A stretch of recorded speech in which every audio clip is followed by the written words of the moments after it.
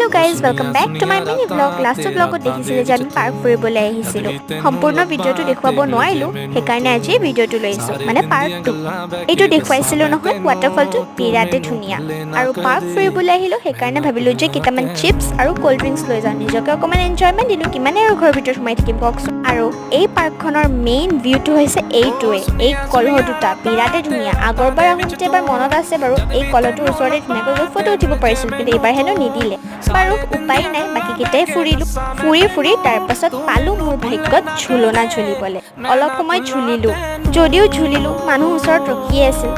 তাৰপাছত অকণমান এইবিলাক জেগাবিলাক চালোঁ, তাৰপাছত দেখা পালোঁ জিমৰ ইকুইপমেণ্টছ কেইটামান কৰিলোঁ বাৰু যিখিনি পাৰিছোঁ। তাৰপাছত দেখিলোঁ ঢোল চোল, তাৰপাছত পাৰ্কৰ পৰা ওলাই আহি খালোঁ ফুচকা। কৰিবলৈ গৈছোঁ, ফুচকা নাখালে হ'বনে। তাৰপাছত এখন দোকানত সোমাই মাহঁতে চাহ খালে, মই খালোঁ গোল্লা। আমি মানে তাৰপাছত বিৰিয়ানী লৈ ঘৰলৈ উভতিলোঁ। তেন্তে আজি মিনি ব্লগটো ইয়াতে সামৰিছোঁ।